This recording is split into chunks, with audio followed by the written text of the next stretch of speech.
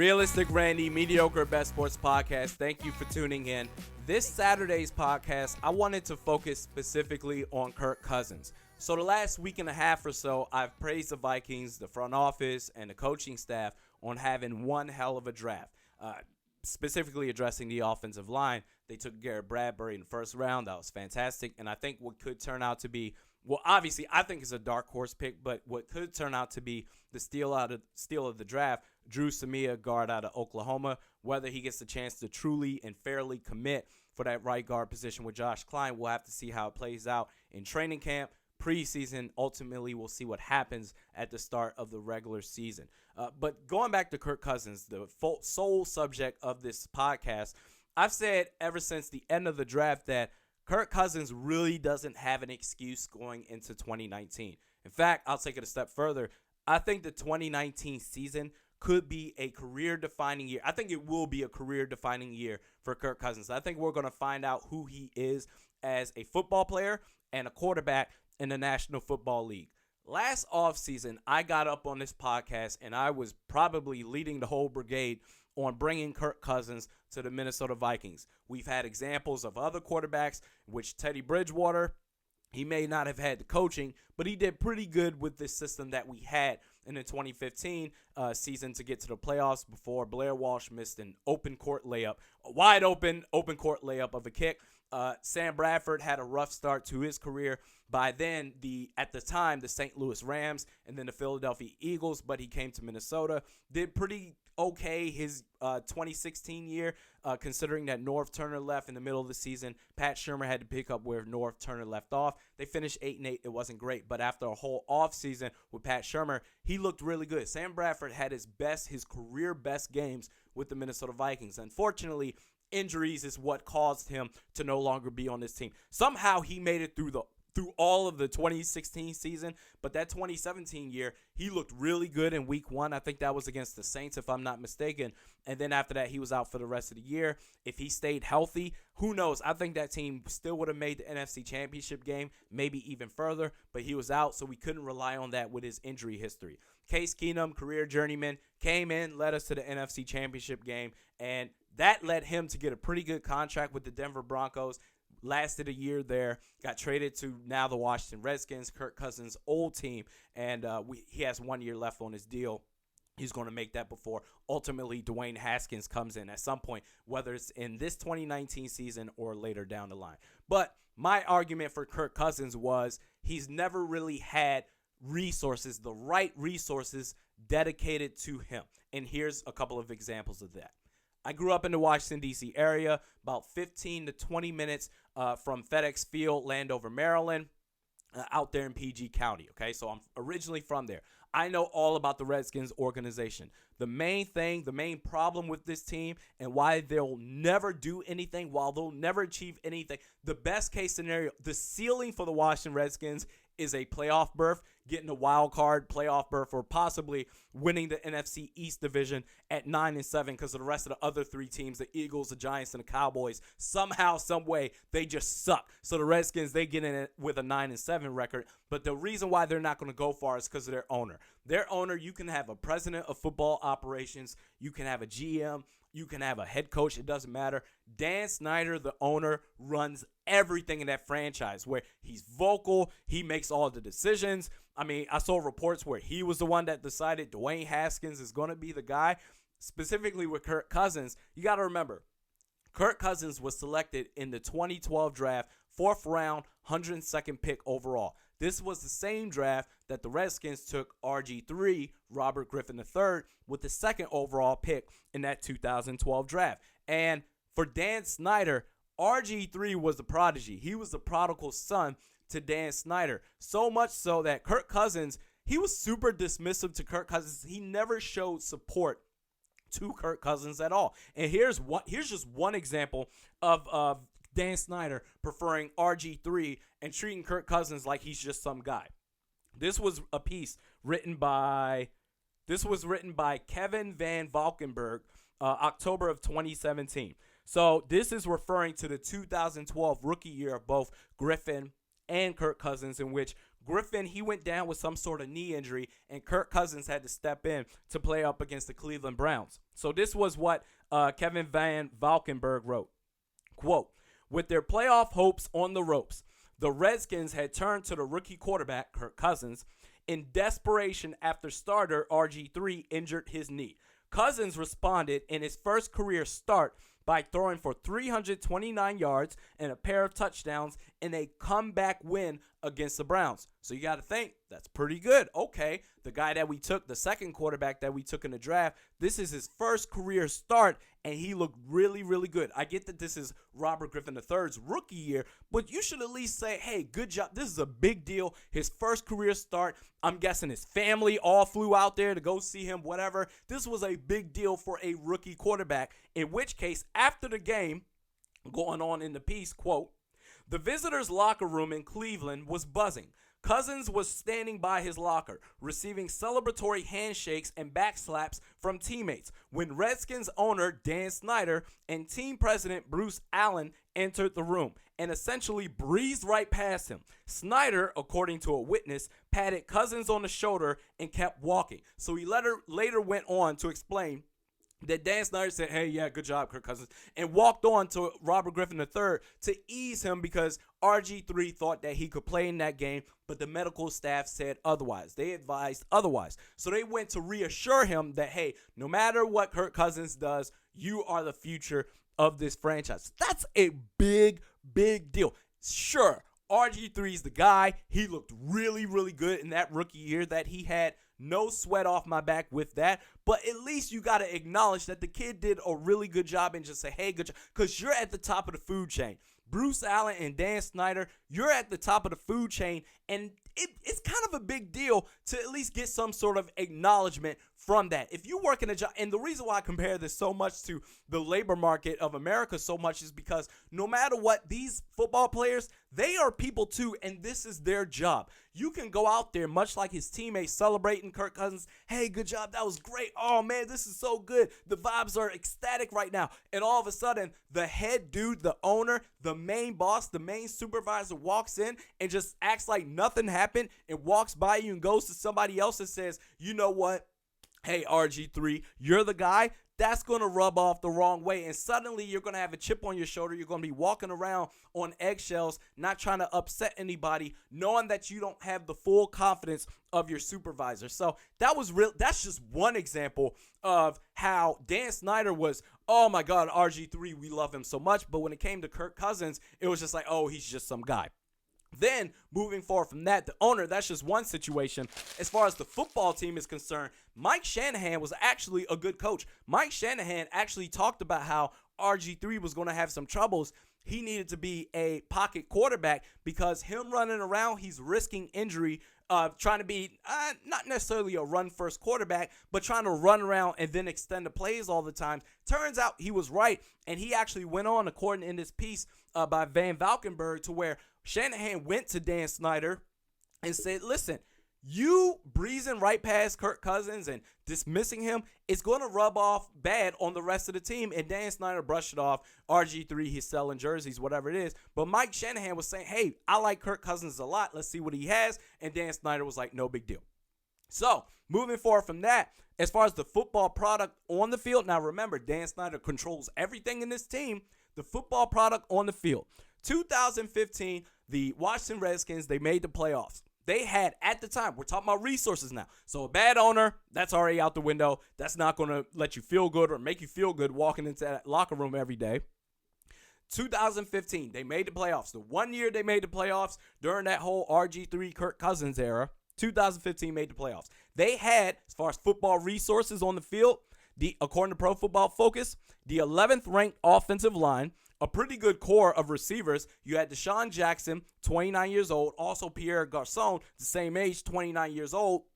And Jordan Reed, okay? They made the playoffs, but at the time of that year, they made the playoffs in spite of having the 5th worst defense in the league. Okay, so that's 2015. They finished that year with a 9-7 record. Now, the reason why I start with 2015 is because that's the first year that Kirk Cousins was the full-time starter for your Washington Redskins. 2016, the year after that, They went from the 11th ranked offensive line according to Pro Football Focus. They jumped up to the 7th ranked offensive line. You'll take that. Hell, I'll even take the 11th ranked offensive line if you're talking about the Minnesota Vikings. You still had Deshaun Jackson and Pierre Garçon. At that point in time, Deshaun Jackson was pretty much starting to become a one-dimensional receiver. He's still good, but still a one-dimensional receiver where he's going to blow by you, just throw it up in the air, and just allow his speed to break the coverage on there.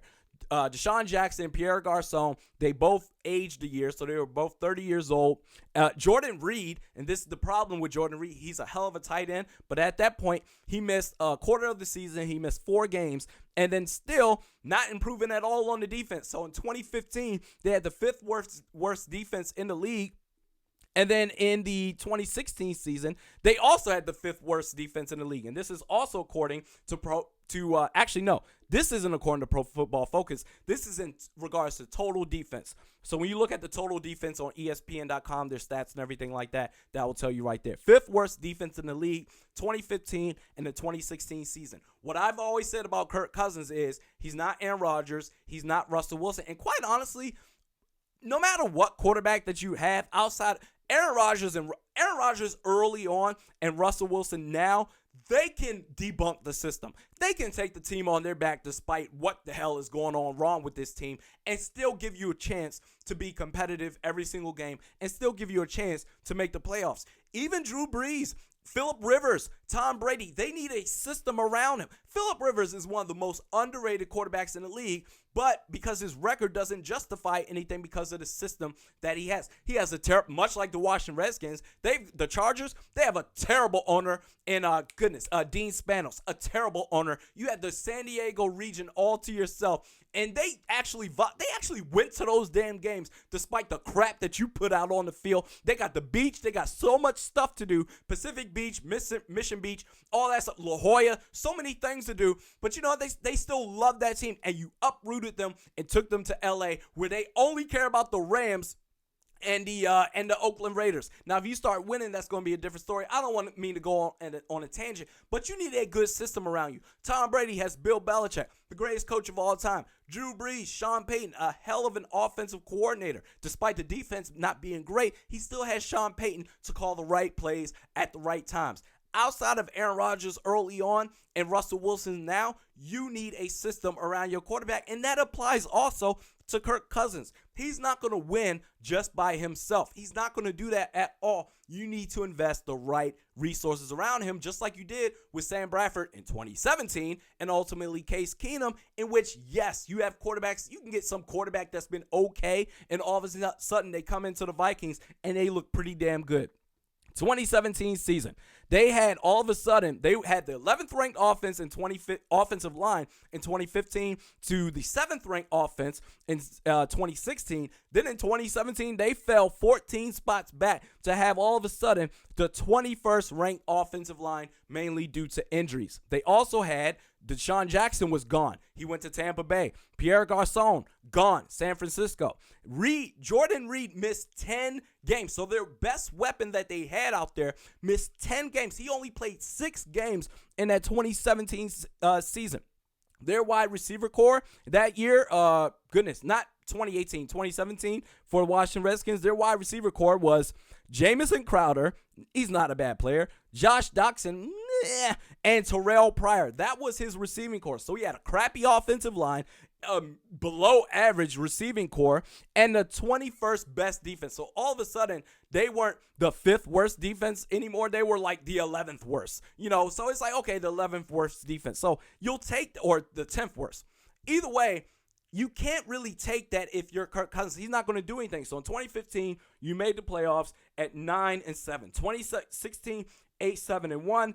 2017, when Deshaun Jackson and Pierre Garçon were both gone, Jordan Reed missed 10 games, 7-9. Okay, now Kirk Cousins, he still throws for 70%, 67, 64.5%, and his touchdown to interception ratio is always about a 3-to-1 ratio. Okay, so Kirk Cousins, he's pretty good, but he needs the right resource. If Drew Brees, Tom Brady, And Phillip Rivers needs a good system around, maybe even Ben Roethlisberger, right? Remember when he started, he's pretty much a game-managing type quarterback. But when all of a sudden you get Antonio Brown and you get Le'Veon Bell, you get a hell of a bunch of weapons around him. And all of a sudden, I think maybe Todd Haley, too, maybe broke Ben Roethlisberger out of his shell to where all of a sudden Ben Roethlisberger turned out to be one of the best receivers in the league as well.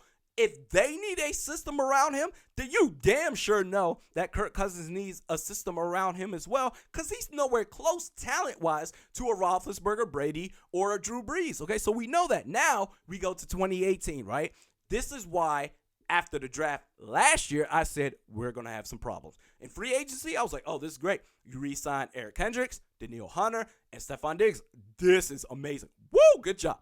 All of a sudden, the draft comes, you don't address the offensive line. 2017, the offensive line was okay. You finally addressed the draft that offseason of 2017. Pat Elflein, Mike Remmers at right tackle, not at right guard, but Mike Remmers at right tackle, and then Riley Reef at left tackle, who is, you know what? Take his faults all you want. You can talk about it. He's head and shoulders better than Matt Khalil ever wishes that he could be, damn it. Okay, the offensive line was sufficient, but I was still saying you still need to add more pieces, because if anybody goes down, you're screwed, okay? Now, you didn't do it in 2018. I was like, this offensive line is going to have issues. Defense is still going to be good, but you're going to have issues there. And what happened? You had, according to Pro Football Focus, you had the 29th ranked offensive line in 2018. That's not going to get it done. In spite of having the 4th ranked defense, so that's a lot better than the 21st ranked defense in 2017 with the Skins, and then 2016 and 2015, the 5th worst defense in the league. That's a hell of a jump to 4th ranked in Minnesota. Still had Stephon Diggs, Adam Thielen, Kyle Rudolph. No big deal. That's pretty damn good. But with a terrible offensive line, 29th ranked offensive line according to Pro Football Focus, and John DeFilippo calling plays, he was set up for failure. So 8-7-1 is what you finished at. Now, fast forward to this offseason. You brought in I'm assuming that Gary Kubiak is calling plays, or maybe Gary Kubiak will coach up Kevin Stefanski. I don't know. But either way, you have the influence of Gary Kubiak, a championship head coach who essentially is going to head coach this offense, okay? He's got championship experience in which he coached Brock Osweiler. Good Lord. He coached Brock Osweiler. That year they won the Super Bowl. Peyton Manning was on his last legs, had a noodle of an arm. You had Brock Osweiler fill in while Peyton Manning was out and still won. Still got to the championship game and won with Peyton Manning. Now, a lot of that was due to the defense, but Brock Osweiler, he was okay enough to where all of a sudden the Houston Texans, they gave him a big-ass contract, and then before ultimately trading him to the Browns that following year. Okay? Gary Kubiak can make you look. So before Gary Kubiak, when you had Pat Shurmur, you would say, oh, any quarterback can come in. Any quarterback can come in. Now you have Gary Kubiak, who has championship experience, won a Super Bowl, coached Brock Osweiler and Peyton Manning on his last legs, to where now you're going to have I'm projecting a top 7 defense. You may not be 4th best, but I'm projecting 7th best defense. You're still going to have Stephon Diggs, Adam Thielen, and Kyle Rudolph. So all of a sudden, with this offensive line that you added with Drew Samia, assuming that he'll start, Josh Klein, if he's good, I'll take that too. I don't care who plays. Just be good. Can you just be good? Just be a good offensive line. Garrett Bradbury, Drew Samia, Josh Klein. You've got Brett Jones for depth. You still got Riley Reef, who can be okay. I'll take what I can get from him until you eventually move on. Pat Elflein is going to move to left guard. And Brian O'Neill, who was arguably the rookie of the year. I would say it's between him. If Mike Hughes was healthy the whole year, it would be between him two. It would be a 3-way tie. But I'm going to say it's a 2-way tie between Brian O'Neill and Holton Hill before this dude went out and got suspended for the first 4 games to, what was it for again? What was it for again? Was it smoking weed? I forgot what it was for. But anyway, now that was a 2-way tie for Rookie of the Year with Holton Hill and Brian O'Neill. So anyway, now you've got a system. You've got the coaching staff. You're presumably going to have an offense. You're not going to be the 29th ranked offensive line. Certainly not. You're going to have a damn good offensive line. You're going to have a damn good running game with Dalvin Cook. And Alex Madison, he better be a beast. Because taking a running back in the 3rd round, That's the only problem I had in that draft, especially trading 21 picks back. You can get a running back anywhere. Okay, Mike Boone was an undrafted free agent last year, so this dude better be a beast. But either way, you've got a running game. You got Kyle Rudolph. You got Irv Smith, so 2 tight end sets formations. You've got the best receiving duo in the league still. You're going to have a top 7 ranked defense. Come on, bro. Come on. There's no excuses. So before, you could say with Kirk Cousins, no one supported me. This is ridiculous. I never had the resources dedicated to me, and I get it, and I fully back him up 100%. He didn't get a fair deal in Washington. I get that. But now is the time to really move on. You can't use that excuse anymore. So now, with this system, if you have Case Keenum come in and get a big-ass contract because of what he did with the Minnesota Vikings, or if you have Brock Osweiler get a big-ass contract due to what he did under Gary Kubiak's system, you damn sure better look good this year. I'm rooting for him. I think he can do well, but now it's time to put up or shut up. This 2019 season is going to tell us everything we need to know about Kirk Cousins. I think he's going to do well, but he's going to have to show it. It's time to move on, and you got the money. $84 million contract, fully guaranteed. You're living fat and happy. You got the coaching staff, the offensive line, and the defense. I don't want to hear nothing else. So, anyway, we do this 3 times a week now. Mediocre at Best Sports Podcast with Realistic Randy. Follow me on Twitter at realistic_Randy, Facebook at Realistic Randy. Monday's podcast will be on the Score North YouTube channel, SKOR North. We will see you on Monday. Have a great weekend, everybody.